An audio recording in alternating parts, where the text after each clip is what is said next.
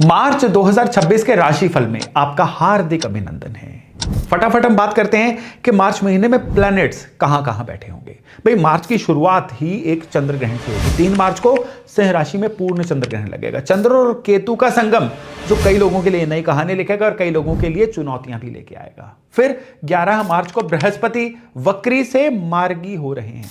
काफी महीनों से जो चीजों में क्लैरिटी नहीं मिल रही थी ना, जहां पे भी आपके बृहस्पति हैं, अब वो क्लैरिटी आपको मिलनी शुरू हो जाएगी। फिर शुक्र जो लग्जरी के कारक हैं, शुक्र जो सौंदर्य के कारक हैं, शुक्र जो रिकवरी के कारक हैं, वो इस महीने में उच्च राशि में, शुरुआत में ही उच्च राशि में चले जाएंगे, मीन राशि में।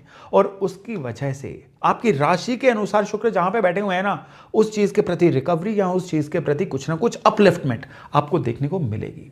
लेकिन मरकरी 20 मार्च तक वक्री हैं। मरकरी कम्युनिकेशन के कारक हैं, मरकरी डॉक्यूमेंटेशन के कारक हैं, ट्रैवल के कारक हैं, नई चीजों को सीखने के कारक हैं। इन सब चीजों में मरकरी की वजह से आपको थोड़ा सावधान रहना पड़ेगा। और सबसे इंपॉर्टेंट है, कुंभ राशि मैन ऑफ द मैच है मार्च महीने में।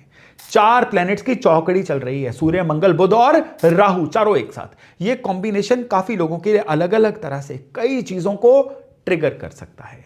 तो चलिए हर राशि के लिए डिटेल में समझते हैं कि मार्च 2026 क्या लेके आ रहा है। और हम शुरू करते हैं मेष यानी एरिस राशि से। अब सबसे बड़ी बात क्या है कि मेष वालों के लिए इस गुड न्यूज से ये महीना शुरू होगा कि जो भी चीज का कोई आपको वेट था ना काफी दिनों से, यानी अगर आप किसी रिप्लाई का वेट कर रहे थे, किसी रिजल्ट का वेट कर रहे थे, कोई प्रोसेस था जिसके पूरा होने का वेट कर रहे थे, तो मार्च में वो चीजें आपके लिए संभव हो पाएंगी। लेकिन उससे पहले काफी शोर शराबा होने जा रहा है, उससे पहले काफी उत्पात मचेगा, जो आप समझोगे कि चीजें खराब हो रही हैं, लेकिन दरअसल वो आपकी इच्छा पूर्ति की तरफ जा रही हैं। वाय इच्छा पूर्ति, कुंभ राशि जो आपकी इच्छा पूर्ति का भाव है, वहां पे चौकड़ी चल रही है, सूर्य, मंगल, बुध और राहु। 11वें भाव का मतलब होता है आपको मिलने वाले लाभ, आपकी इच्छा पूर्ति, आपकी नेटवर्किंग और मल्टीपल सोर्सेज से आपके जीवन में आने वाली इनकम। अब मंगल आपके लग्न लॉर्ड हैं और ये अपने से 11वें भाव में इस महीने में बैठे हुए हैं। मतलब कि आप अपने खुद के दम पे अग्रेसिवली पुश करके अपने जीवन में होने वाले जो भी प्रोसेसेस हैं ना, उनको पूरा करोगे और अपनी इनकम को बढ़ाओगे।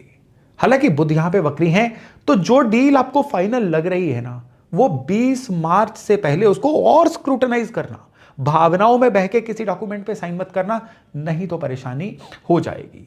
अब 3 मार्च को जो सोलर इक्लिप्स लग रहा है वो आपके 5वें भाव में लग रहा है, यानी संतान के भाव पे, आपके प्रेम संबंधों के, आपकी क्रिएटिविटी के भाव पे। तो पुराना कोई ना कोई ऐसा इमोशनल पेन इस समय में ट्रिगर हो सकता है जो आपको कहीं ना कहीं इमोशनली थोड़ा सा रोके। लेकिन एक चीज याद रखिएगा कि इस समय जितना आप मशीनी वे से काम करोगे ना, उतना ही इस ग्रहण के प्रभाव से मुक्त हो जाओगे। यानी ग्रहण आपको कहीं ना कहीं ब्लॉक सा रखेगा, लेकिन आपने ब्लॉक नहीं होना है। इन सब चीजों से ऊपर उठ के आप अपने काम को निपटाइए और बहुत ही बढ़िया तरीके से आप अपने इस समय पे जो भी क्रिएटिव परस्यूट्स हैं ना, या इवन आपके लव अफेयर के भी कोई ना कोई डिफरेंस ऑफ ओपिनियन अगर आ रहा होगा, तो उसको भी आप इसी तरह से थोड़ा डिटैच होके साक्षी भाव से चीजों को ठीक करिएगा। इस समय पे आपके 12वें भाव में शनि भी हैं, तो शुक्र के उच्च होने की वजह से जो आपके जीवन में लग्जरी आएगी ना, शनि आपको ठीक कहेंगे कि अनुशासन में भी रहो, मतलब कायदे में रहोगे तो फायदे में रहोगे। अगर मैं और सरल भाषा में बोलूं तो इस महीने में आपको भोग करने के कई साधन उपलब्ध होंगे। कुछ ना कुछ इनकम बढ़ने की वजह से आप उसका काफी हिस्सा जो है ना, गैर जरूरी चीजों पे, इंपल्सिव बाइंग पे लगा सकते हो। लेकिन अगर शनि की मानो तो कहीं ना कहीं डिसिप्लिन में रहिएगा। इस महीने में पहले 3 हफ्तों में कोई मेजर कॉन्ट्रैक्ट साइन अगर करना है ना, बहुत देखभाल के करिएगा, क्योंकि मरकरी के वक्री होने की वजह से क्या होगा कि आप किसी ना किसी भावनाओं में बहके या किसी गलत जगह पे साइन कर सकते हैं, किसी की गारंटी गलत डाल सकते हैं और उस वजह से भी आपको काफी परेशानियां आ सकती हैं। और सबसे बड़ी बात क्या है कि अगर वो स्टूडेंट जो मेष राशि के हैं, कंपटीशन इस महीने में अपेयर होने जा रहे हैं, तो कंपटीशन से मत डरिएगा, क्योंकि इस महीने में राहु जो है ना, ये पूरी तरह से आपको फॉर्म में रखेंगे और जो भी कंपटीशन होगा आप मेष राशि वाले उसको बड़े अच्छे से निपटा सकते हैं। अब 14 मार्च के बाद आपके जो सूर्य हैं वो भी शनि को ज्वाइन कर लेंगे, 12वें भाव में चले जाएंगे। अब यहां पे क्या होगा कि थोड़ा सा बिहाइंड द सीन वर्क्स जो है ना, वो ज्यादा होने शुरू हो जाएंगे। पब्लिक इमेज से ज्यादा आपको अपने प्रोसेसेस को सही करने पे बहुत ध्यान देना होगा। मैं कैसा दिख रहा हूं, लोग मेरे बारे में क्या सोच रहे हैं, छोड़ दो इसको, 1 महीने के लिए छोड़ दो। अब एक महीने के लिए आप जो कर रहे हो क्या वो एथिकल है? आप जो कर रहे हो उसके प्रोसेसेस सही हैं, स्ट्रक्चर सही है, आपका सिस्टम सही है? बस इस चीज़ पे ध्यान दीजिएगा।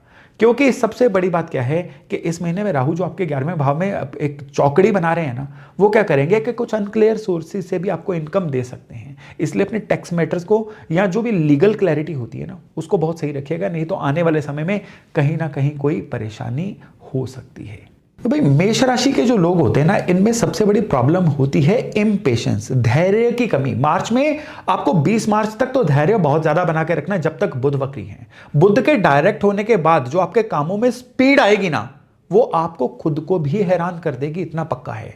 यहां पे जो ग्रहण है ना, ये भी आपके लिए कह रहा है कि जो चीजें आप बहुत ज्यादा माइक्रो लेवल पे जाके कर रहे हो ना, हर चीज को खुद ही करने की कोशिश कर रहे हो, उसको थोड़ा सा डेलीगेट करो। अपना लोगों के ऊपर विश्वास करना भी तो शुरू करो। यानी आप अगर ये सोच रहे हो ना कि ये काम मेरे से बेहतर कोई नहीं कर सकता, तो छोड़ दो। लोगों के ऊपर थोड़ा सा विश्वास करके इस समय पे अपने लिए समय बनाओ, और यही जो समय बनाओगे ना, ये आने वाले महीनों में आपकी और इनकम बढ़ाने की नींव रखने जा रहा है।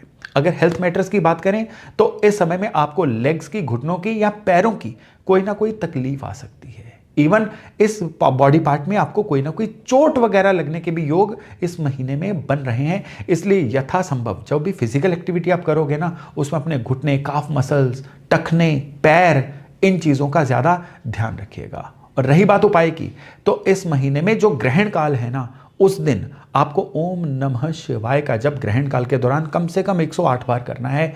ये एक उपाय है। और दूसरा उपाय है, थ्रू आउट इस महीने में जितने भी मंगलवार आएंगे, कुछ मिठाई हनुमान जी को आप चढ़ा के लोगों में प्रसाद के रूप में डिस्ट्रीब्यूट करिए। सिर्फ इतना भर उपाय, और फिर देखिएगा मेष राशि वालों के लिए मार्च का महीना जो है कितना जबरदस्त बनता है।